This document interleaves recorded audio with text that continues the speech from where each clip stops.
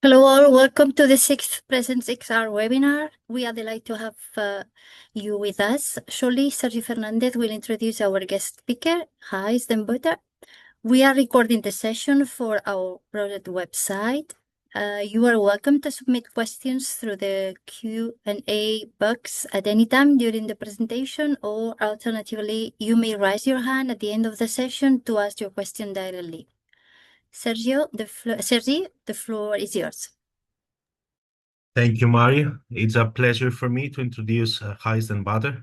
He's the CEO of SenseGlove, and he's changing the way in which we interact with our hands with the digital world, pushing forward very relevant use cases in multiple verticals, not only in robotics, also understanding connection between humans and machines and how hands are used in all this process, with all the relevant impact that this is going to generate in the automatization of processes that normally are done with our hands, which is our, let's say, most important tool after the brain, right? In most of the cases. So thank you, Gijs, for being here. It's going to be a pleasure to listen to your presentation, and welcome to the Presence webinar series. Please, the floor is yours. Thank you, Sergi, for this kind intro. And maybe indeed also good to refer already to your intro. I'm the CEO and founder of the company called SenseGlove. And we recently changed our slogan to that we train the workforce of the future. And indeed, we see the workforce of the future as twofold. One fold is humans. We train humans in XR and virtual environments through haptics. And we train robots which is the second way you described already, the workforce of the future. We train them via immersive data operation, imitation learning. That last part, I won't bother you today with. Obviously, I can talk for hours on that topic too, but today we're really focusing on the first part, on haptics within XR and virtual reality, and then especially about wearable haptics, what we do within Presence. So that was already kind of a short intro for the agenda of today. And to digest in that, well, we first need to understand what is haptics, and what is haptics for wearables. And then we're going to look, okay, and now what are we doing within Presence with this technology? And obviously, I hope that you all be triggered with, okay, now I need haptics.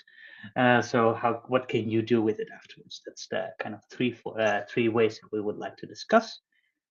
If we have time within the webinar, I also run you through like how to build up kind of an haptic use case. If we don't have time for that, we already made a tutorial for that within Presence.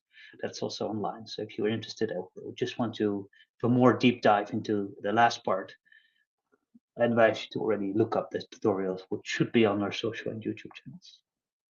So first, for the ones who missed my intro, by Sergi, I'm Gijs den Butter, CEO and co-founder of a company called SenseGlove, and we build wearable haptic gloves for VR applications, but also for human applications.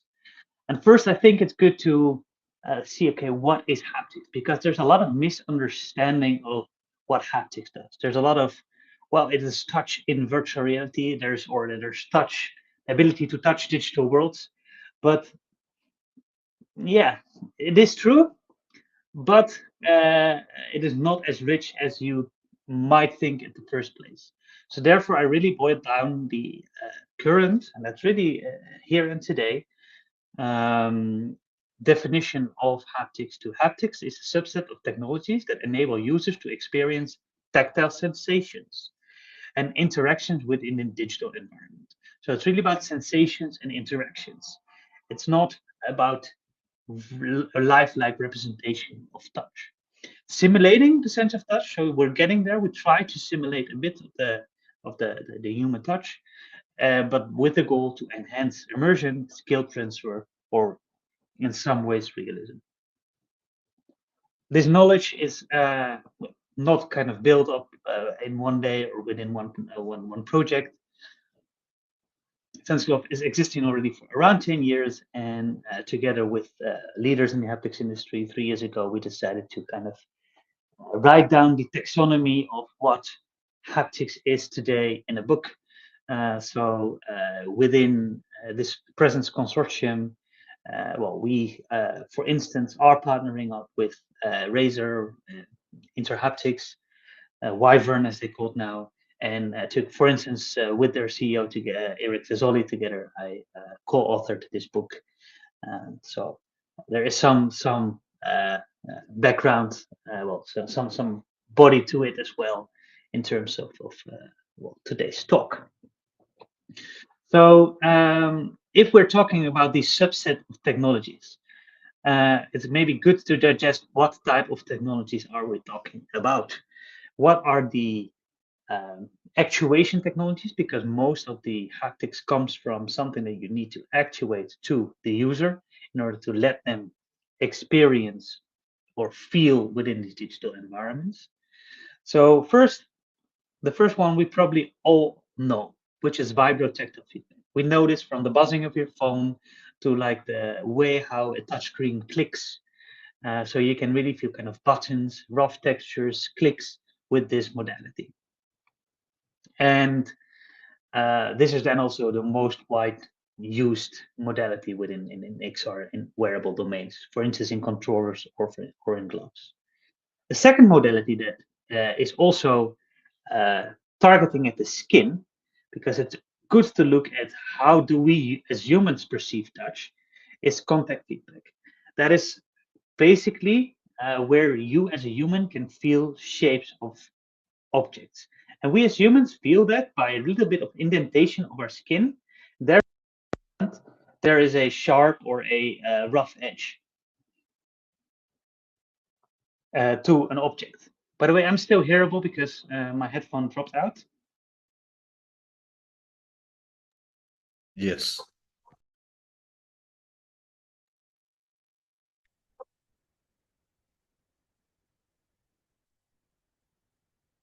No, no. Now we didn't hear you.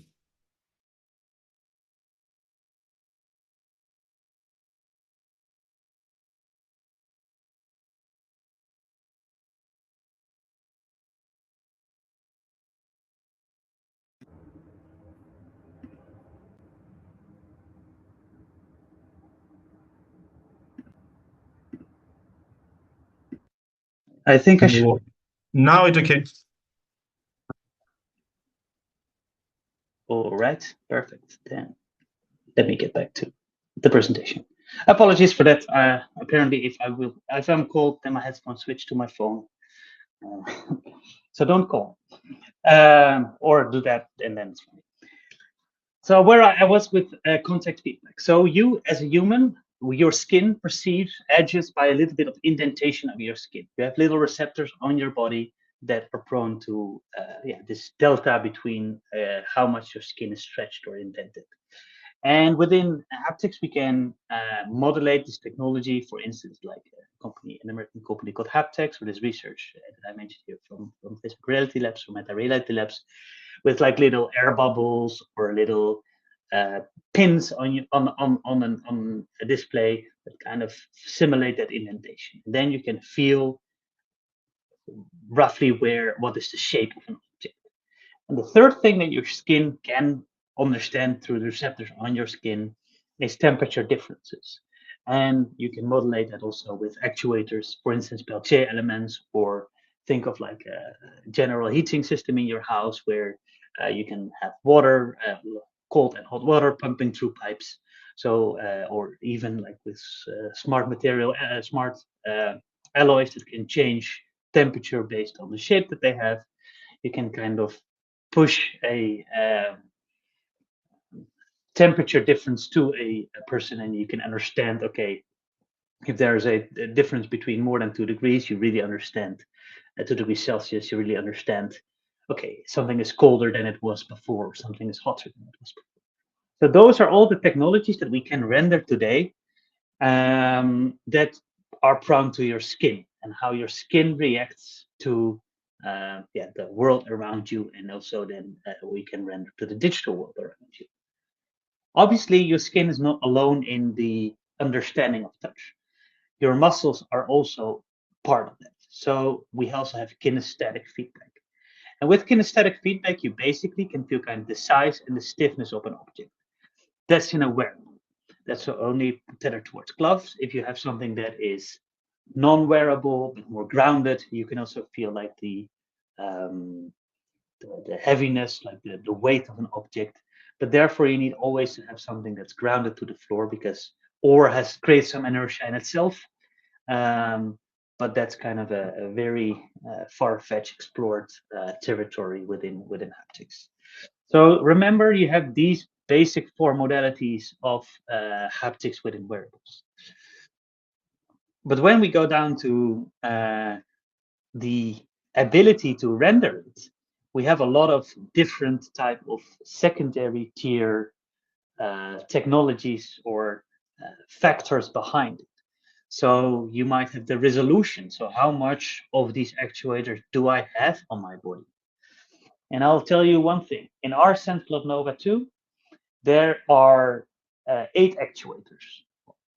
Let's say 8 actuators. In order to build and that's quite an advanced glove already. It's quite an advanced device already. And we target with those 8 actuators 3 different modalities. So yeah, we have quite some range of what we can provide. But if you want to create a full HD haptic display, like that, it can almost recreate the sense of touch. You need 14,000 of these actuators of all the 4 different modalities we talked about. So that's where we are with haptics nowadays. We're with 8, and we need to be at 14,000 to realistically recreate those sensations. So that's also the expectations that you can have from the technology today. And that's the reason why I always I'm careful in saying it will render, it will feel realistic, because that's not the case. It has its applications, but the ambition of feeling something realistic is not something that we're at this point in time. And then if we have the resolution, so how many of those pixels are there, or how many of the actuators do I have? You can really boil also that down to the amount of resolution that there is. So what's the frequency domain of it? What's the force resolution of it? How many pixels do I have within one actuator? What is the delta of temperature that I can apply? And then we can go into the strength of a system. So how much G-force can I give? What's the amplitude of an vibrotactile actuator? What's the maximum force that a force feedback device can apply? And then lastly, it's also about latency. It's kind of a generic term as well as simply the amount of actuators. So how much latency do I have on the total system? How quick can one actuator respond? And how what's the spin-up time and synchronization with other haptic actuators or with other actuators within your system. So you see below these 4 modalities, there is also a large array of secondary technologies that drive the ability to realistically understand touch, or to understand what type of signals are put out to the user in order to get a subset of technologies of feeling. So if we look at today's haptic device, we already discussed a little bit our SenseCloud Nova 2, and you basically have 3 types of devices. You have controllers for XR. You have controllers, you have seats and vests, and you have gloves. Where seats and vests are usually focused around the modality of vibration. So they really render a vibrotactile effect to you. And controllers usually are also focused on vibrotactile feedback. There's one exemption that confirms the rule, I would say. That's the PS5 controller that also has a little bit of force feedback on your fingertips. So you can actually render a bit of stiffness of objects through the PS5 controller. But obviously, it's more of a static controller. It's not a dynamic track controller in 3D. So it eases a little bit of the effects that you can play on it. And then lastly, the most complex form of haptic devices today are gloves. You have gloves that are purely focused on vibration, so like the Manus haptic gloves. But you also have gloves that combine different modalities, like the SenseGlove Nova 2 that we discussed. Like we have a passive force feedback system combined with vibrotactile feedback and with a little bit, like a very small bit of contact feedback, namely one actuator plate that actuates kind of the palm of your hand. And the idea around that is that you are better aware of the context around you. So it's not really to feel shapes, but it's to feel, okay, there's a flat surface there, there's a flat surface there.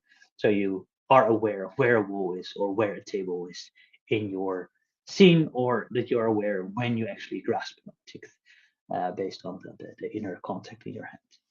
And you have other devices like Italian device from WeArt, the Touch Diver. They combine the modality of contact feedback on the fingertips with the modality of temperature. So another modality that we haven't discussed yet into a wearable.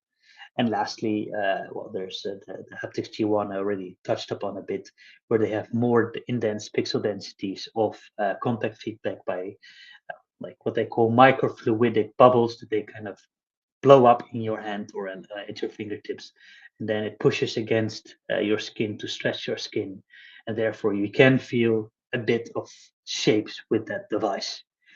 It still feels all a bit that everything is kind of wrapped in bubble plastic, but you definitely can see whether it can feel something that is round or distinguish something that is round from something that is square. So that's already a very, very nice display of those type of touch sensations. But in order to play all these nice effects, to play this technology, we need to see. Like we need something that triggers the technologies to send the right information. Usually, 99% everything in haptics is collision based. So adding a collision in a scene and triggering, having a collision triggers usually the haptic signal. That can be egocentric haptics, like there's an event, the haptics is fired and that's been played to you, or that can be allocentric, where you as an user move towards an interaction, and because you initiate something, a haptic signal gets back to you. And then things become more complicated. And because you can have it static, you're pushing a button and the button always fires back the same information, kind of play and forget. But that can also be dynamic. Let's say you have a texture, or let's say you have a button that is prone to how fast you click it or how deep you click it. It makes a different signal. So there already you see the complexity rising of maybe there are even other, like it's not about the collision, but also about how fast is that collision over.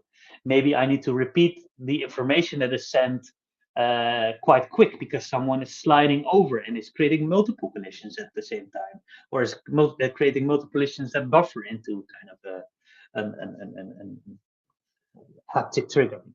So yeah, that's kind of already building up the complexity of how such a system works.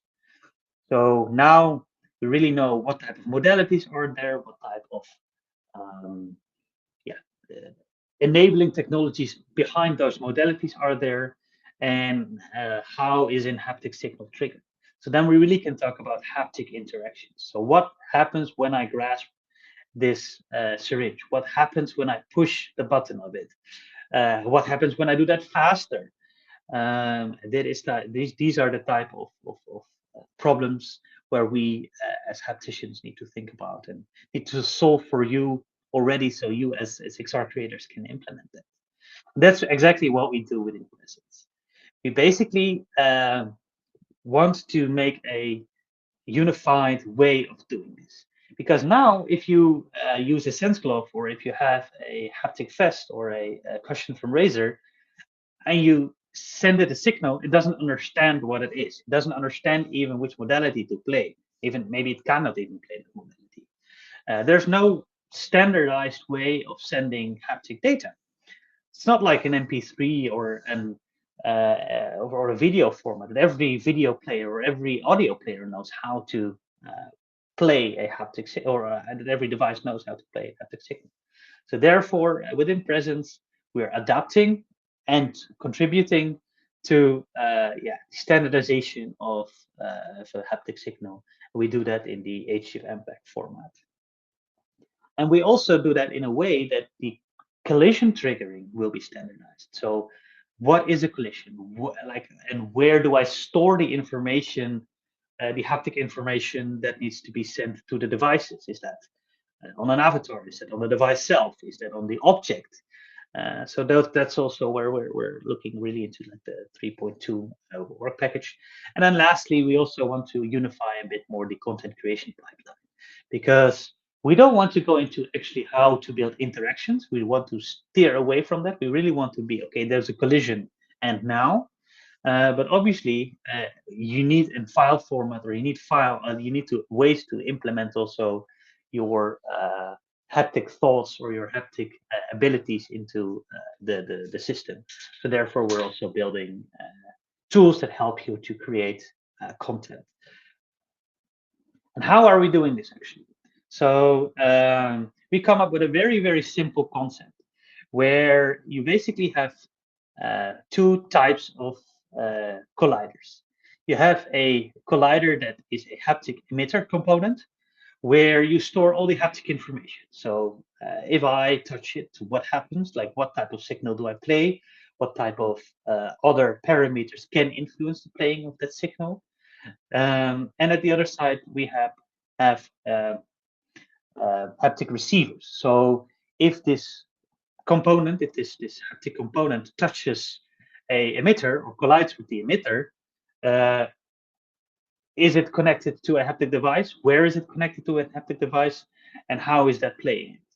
So with these two concepts, you can basically move away from everything that is kind of scene descriptive and everything that is moving in towards an interaction, but really have a purely based collision-based system. That was even our hope. So that's kind of our initial design. Now we're also implementing things like hover zones. So for instance, if you're close to something, the emitter can already be triggered from a component, or you can add an emitter also to like a drop zone or hover zone. So try to push a little bit the boundaries there, but the basic concept still stands with these colliders being part to an avatar or to objects as emitters, and receivers on body parts that can wear haptic devices such as a torso and hands. Now we know, okay, how does this actually work in terms of the triggering of the haptic feedback. We can also look into examples how to create an haptic effect. So this is an example of our partners from Wyvern, Interhaptics. They have a program called the Haptics Composer. And there, for instance, you can import an audio file, and based on that audio file, make a vibrotactile signal.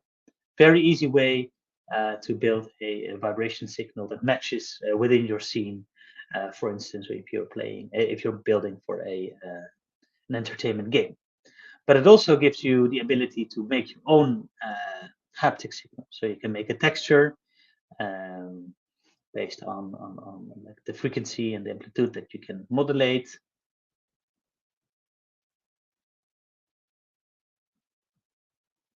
And we can also define stiffnesses or ways to trigger force feedback.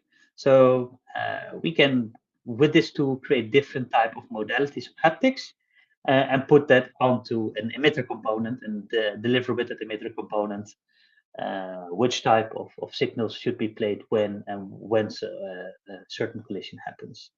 And this is an example of how we encode that then into the HGIF format. So we kind of take the original file, and it can be an ISD haptic composer outputs.haps file, but it can also just be a .wav file, like a normal audio file. Then we already analyze it and assume it's a vibrotactile modality. But also, for instance, you have a AHAP file from Apple, from the Apple composer equivalent, and we can also already decode that into an HGIF format, or encode that into an HGIF format. Then we send it over. Then you can put it into the scene, and we send it over to the device APIs. And all these devices that we are having within Presence, we create examples for that, so other manufacturers also can implement the same methodology, can then decode it. And it's the HTML file format is a very simple file format, which is just a JSON human readable file. And you, for instance, already can see here, okay, we start with the modality. We also give you the original file format. So let's say the file was designed in the Nova SDK. We say, okay, this is really meant for Nova. So if you have detected you have a original device next to it, just play the original signal, because then we're sure that you don't have any quality losses. But if you are not playing the signal, then you need to digest the or encode the file format into something that's meaningful for you. And that can be very simple. If something is set to a hand receiver and you're a vest, you can ignore it, of course, because it was not set to the right emitter. Or if you, for instance, don't play force modalities, then obviously you can also give a null or neglect it.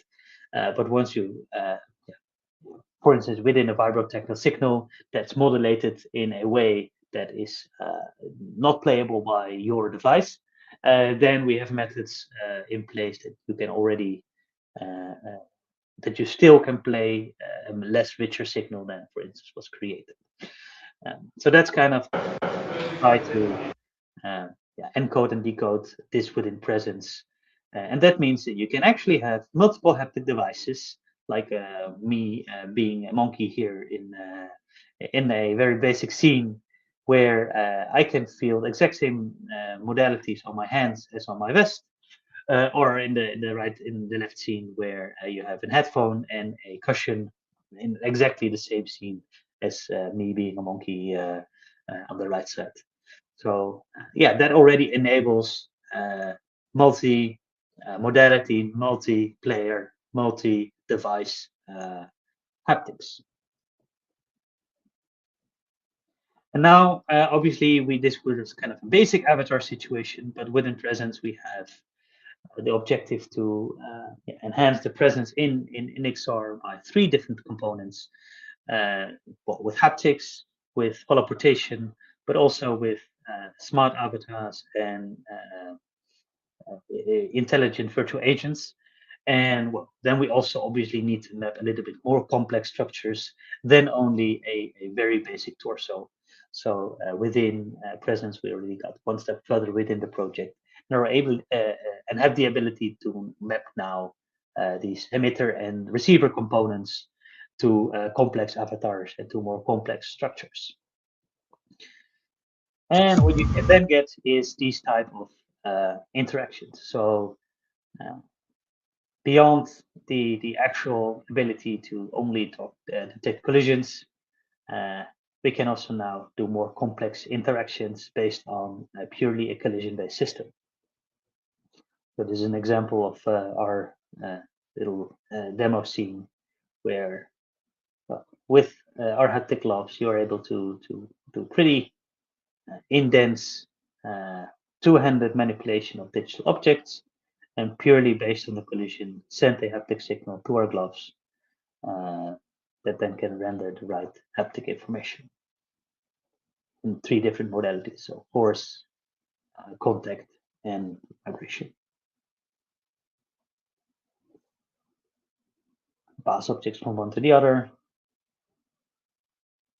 Can do bimanual parts where like 2 different tools with secondary haptics. So if I scratch over this, a vibrotactile signal is triggered to the hand based on the hand that's holding the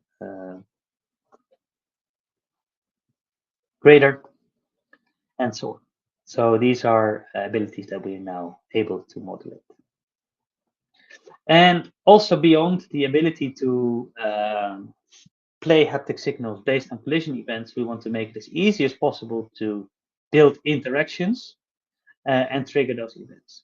So therefore, we are now experimenting with that. We have redefined also the way our hands been tracked to an OpenXR standard, and like OpenXR hand tracking standard. And that also allows for abilities to create interactions beyond the SenseGlove SDK, but create interactions really based on common standard tools. So this is the first integration into the Unity XR toolkit with our haptic gloves. Obviously, you see the interactions are less fluent still, so there's still some work to do. But for developers, we would like to make it as easy as possible so they don't have to learn new tools.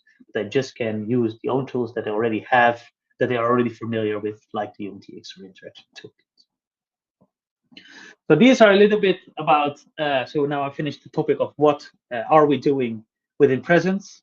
Previously, we talked about what is haptics. And now it's really about, okay, how can we actually use the work that we do with the Presence, but also the main background of haptics into your own XR scenarios. And basically, there are three different type of ways or goals you can have or objectives you can have to implement haptics. First of all, to improve your skill transfer. If you're working on XR training, haptics is a very powerful tool to enhance the skill transfer between physical skills inside a virtual environment. You're kind of building muscle memory, especially if you're using force feedback, to learn complex procedures or kind of learn basic skills.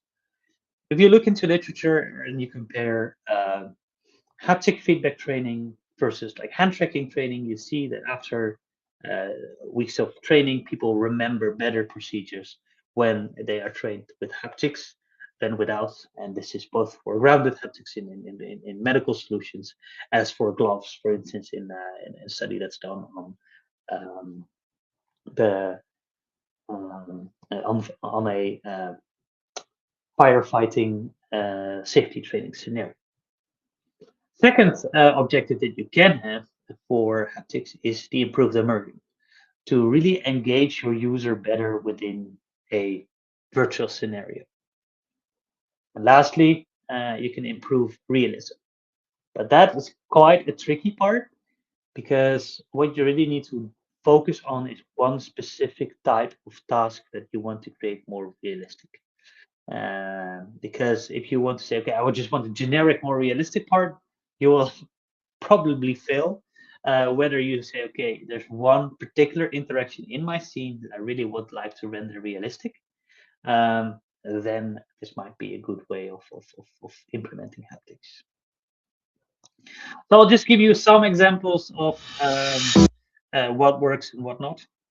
So this is a medical training that one of our partners had created with SenseGlove Haptic and Nova 2 gloves to build procedural knowledge inside a medical situation or inside the medical training nursing care facility. So it's really here haptics helps you to improve that skill transfer, to know, okay, which devices do I need to pick, in which orientation do I need to put in a straw, which movements do I need to make in order to well, disinfect in this case. Well, how do I handle a syringe? Where do I put the syringe? How much force do I need to apply with my thumb to a syringe in order to be to inject successful? So all those type of knowledge you can gain from adding haptics into a certain scenario. So it's really about the skill transfer. Similar for this type of training, where it's about safety in manufacturing, another vertical also within the Presence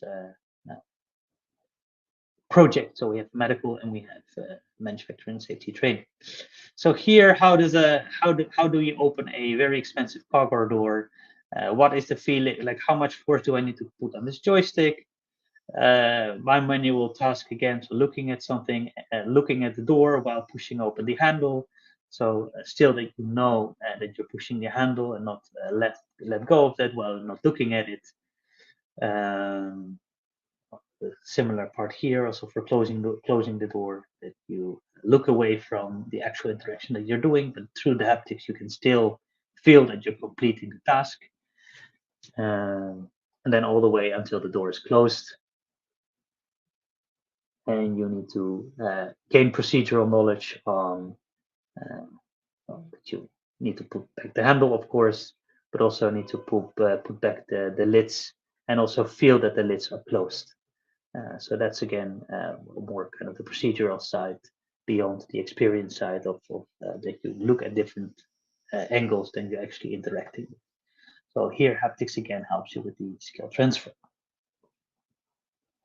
Another example is really on the entertainment side, where you use haptics to improve your immersion. You can imagine if you are firing this what is it, fire blaster, and you have the exact vibration of the frequency of how fast you're firing on a cushion, on your ears, on your controller. That really engages you into the game. You really want to do better, and you really want to yeah, it really gets that improved immersion into your system. So that's another design method or design reason to use haptics within an XR scene, or with even like a 2D gaming scene. And if you then look into more of improved realism, well, we can look into like another use case we do within Presence, where we really are focusing on realistic interactions between different avatars. So here we use the Nova 2 in order to build a digital handshake that feels realistic. And therefore, the moment you collide with the avatar or with the other person, we snap you in place, and we push the active strap of the Nova around your hand. So you really feel the contact of the other person. And if you push further, you have the force feedback of the other person's hand, and the other strap also will tighten. So kind of you create a link between two Novas at the other side of the room or at the other side of the world that are linked to each other. And by that link, by the input and output of it, you really have the idea, okay, I'm shaking someone's hand. So therefore, you really not improve an interaction. You don't improve the skill transfer, but you really set something a little bit more realistic inside the virtual environment. Hopefully, this also leads into the research that we do, that this increases the feeling of presence within an XR environment, and especially within the social XR environment, which are obviously next steps to validate within our project. So that's kind of the way of how you can use, and the actual examples of the objectives that you can have to design haptics around you. But there are more considerations to do. Like, you can create very detailed haptics that are non-transparent, that are tied to a big machine or have like big hardware to use. And then if the system itself is not transparent, you will be hindered by the system. You can't move. The system is in the way. You maybe have friction from the system. So that is also like immersion breaking. So therefore, also the transparency of a design you really need to take into account in order to before you start designing haptics into your XR scenario. And then there are also other considerations that you can do, like, do I need wearables? Maybe with just a 3D printed dummy, that would be good enough. If I only need to do a minimal invasive surgery, for instance, why I don't need a haptic glove for that. I just can recreate the surgery tool that I have, and everything that I do as a student is around this tool. So really then recreate your tool rather and give the tool haptics rather than use something that's more generic. Or even maybe I can go away with pseudo haptics. So I think this is something you as XR developers really quite often do, that you let the person feel that there is a table, or like quote unquote feel by a God hand illusion. You kind of render the hand on a wall or on a table, but your actual hand is further down. But that already gives an illusion of there might be a table or wall there. Or even things that we use as well within SenseGlove is to simulate kind of weight just by animating the user's hand movement upwards slower than it is in real life. And then people distinguish, like they really say that one object they experience is more heavier than other objects.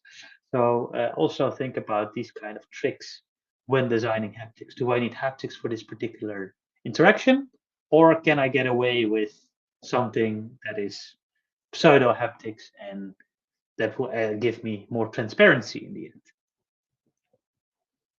And also, haptics is always not on its own. It's always with the multisensory in mind. So that always goes hand in hand together with your visuals. If your visuals don't communicate the same thing as your haptic signals, the user won't understand it. Similar for if your audio is not in synchronized with your haptics, users don't understand it.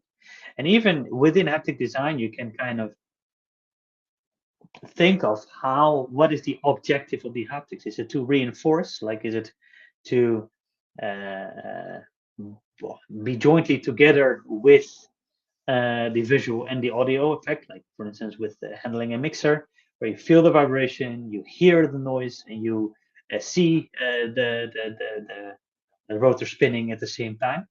Or is haptics primary, that you start your haptics before even your visual, before your audio?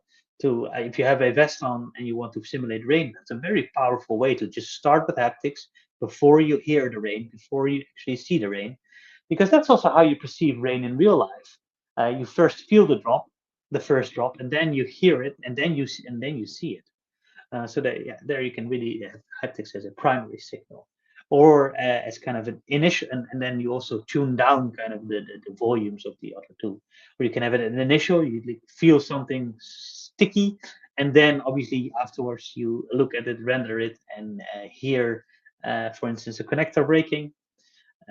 So there's all kind of ways on how you can actually design haptics within the subset of multi-sensories that you have within XR. And you need to think about that when designing an haptic, when designing haptics into your XR scenarios. So I would like to stop here for kind of the majority of the slides and get into the questions that there may be from the audience.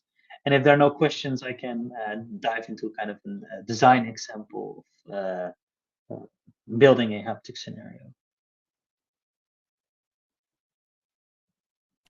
I think you have one question, Gijs. Elias Arthur says, how can I get access to the SDK? I do have access to intelligent virtual humans, but I understand it's not included. Yeah, Haptics is not yet included, since it's also it's not really an SDK because it's more of an API, I would say, terminology here. But there is a template scene that we can share. So if you drop an email, we can share the template scene. And we also are organizing hackathons for Haptics, where we have also the ability to share hardware. Because obviously, if you have the template scene, it's nice. It works on your Quest controller, but that's kind of 2% or 5% of what's the abilities that the SDK has, or the template scene has. So if you sign up for instance, our hackathon that we're organizing at the Immersive Tech Week in the summer, we also have the ability to lend you devices, and you can make use of the full experience of the API and template scene. Thanks, Elias. Are there any other questions? It's now the time to tell them before I rattle on. All right, then I will take you on a small example of how to design a haptic use case. But before that, we need to know, okay, what type of haptic interactions are there? So what is the what type of yeah, as I said, what type of interactions are there? So basically, you have things interactions based around objects. So you have an object where you need to manipulate. That might be large, maybe with two hands. You have objects that are small that maybe snap into your hand because you don't have the ability to very precisely render it. You have objects that are stiff, and you have objects that might be pushing back on you, so are active objects. Just taking this taxonomy and kind of to get it in the back of your mind because you would need it. It's very nice if you learn that taxonomy when designing your haptic signals. Then you have things that are kind of fixed to a surface. So like a button is a kind of click, and that can be dynamic, or it can be a dynamic interaction, like more a switch button or a lever. Textures are also like fixed to a certain surface, and things that are just static, like just a wall or something that is always there, and will always give you the same type of interaction. And then there are things that are more about the context. So that's also a tricky one, the first one, because it does not always create a collision, but that can create and it can trigger an haptic effect. For instance, a train passing by, you feel the wind of the train. The train is hopefully not colliding with you, because that would be another scenario. So they're already kind of this kind of the exemption that again needs to confirm that again needs to cope with within in the scenarios or within the APIs that we've been building. Similar for kind of the contextual awareness. Sometimes you feel at your hairs in your body that something is coming, and you would like to also convey that without a collision into a scene. And obviously, when you get a collision and it's passive, you get a shock or you get a slap or you are shocked in a game. Those are collision-based contextual interactions. So these are a bit of the different type of interactions that you can map out, and you can then afterwards apply which modality do I need in order to realistically convey haptic signals. But first, start with the objective. So what is the actual objective that I want to have within my scenario that I'm implementing haptics for? Do I want to use haptics for skill transfer? Do I want to improve someone's immersion, or do I want to improve the realism of my scene? If you have that in mind and really focus around that goal, and that can be also linked, for instance, to business goals like an ROI with improved skill transfer or with engagement of improved immersion, you really have your objective set.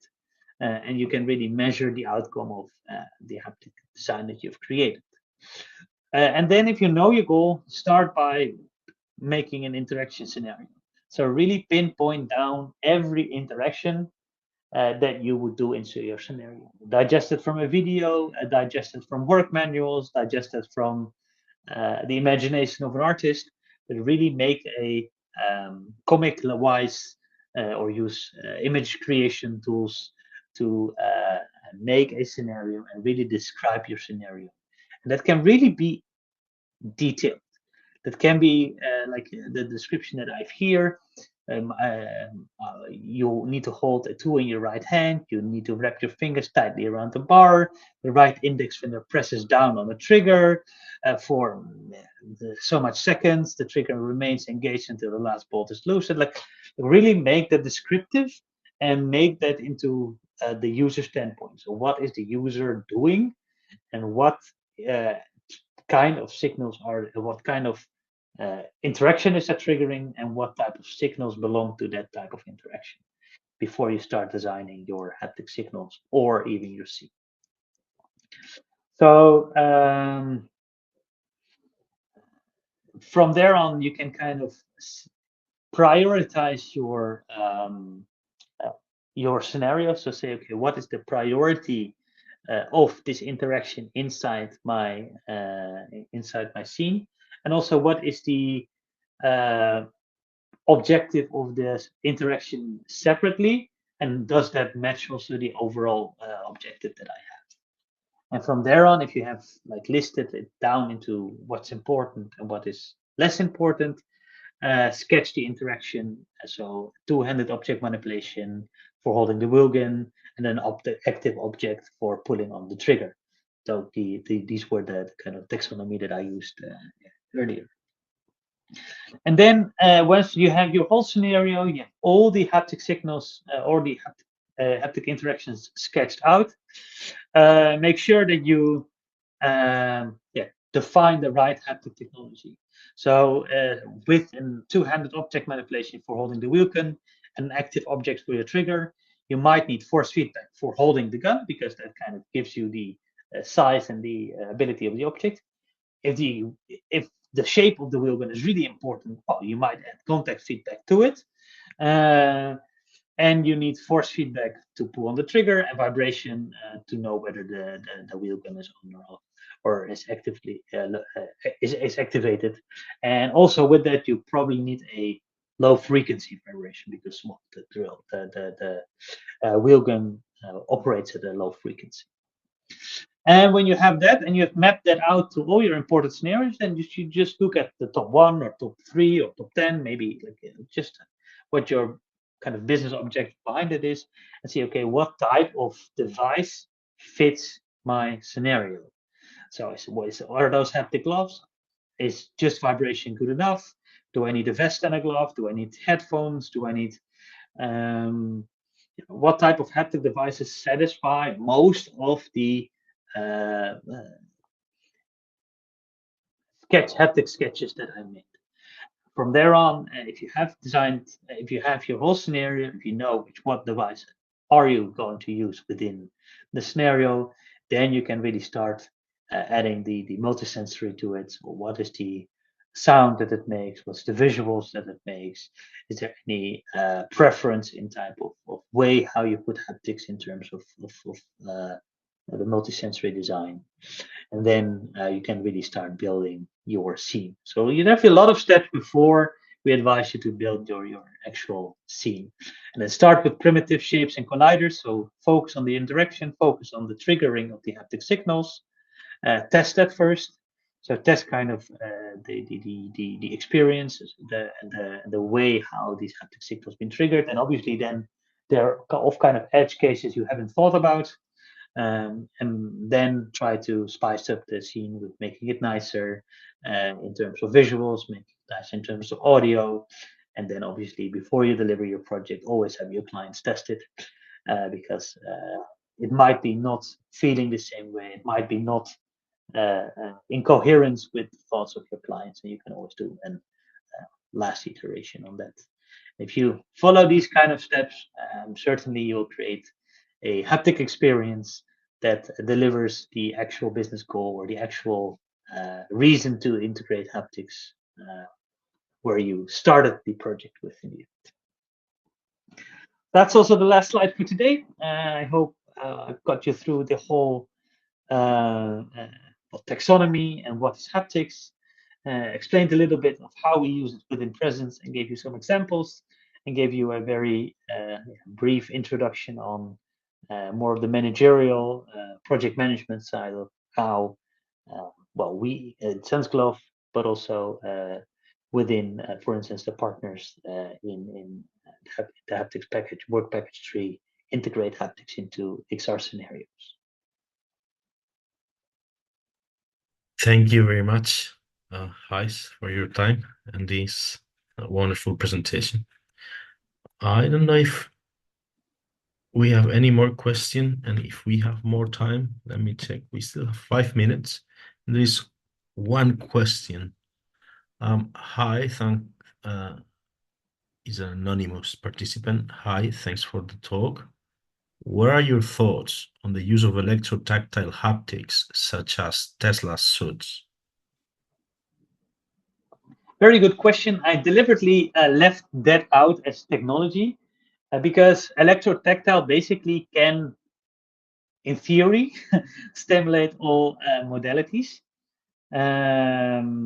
So it's a cross-modality technology. It can, you have electro vibration where you can simulate vibration. You have electro, really tactile, I would say, that has the potential to trigger muscles, so you can feel force feedback with it.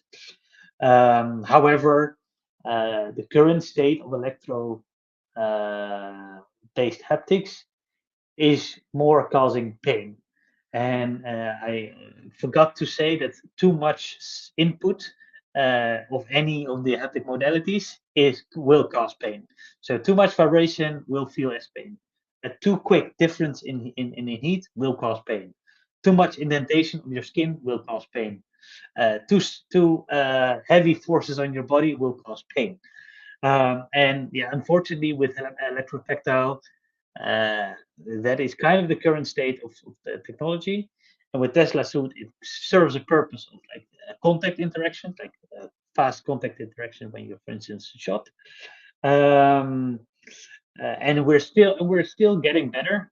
Within Presence, we've also tested the Obo vest, and there we are able to give you types of vibration, vibrotactile type of haptics based on electrotactile.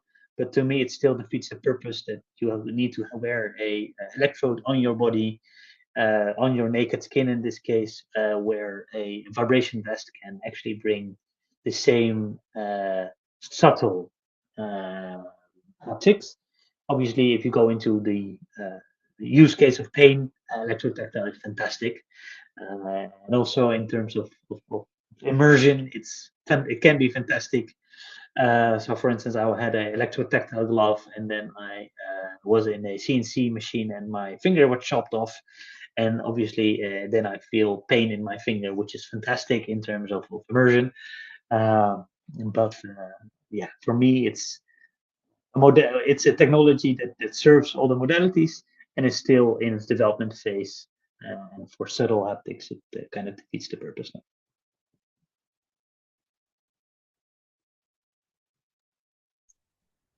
Very, Personal, of course. thank you. I think these are all the questions we have. So if there are no more questions, I think we can close this webinar. Thank you, Gijs. Thank you, the audience, for coming, and we'll meet each other in one week from now. Thank you very much. Bye-bye. Thank you. Thank you, Sergey. Bye-bye.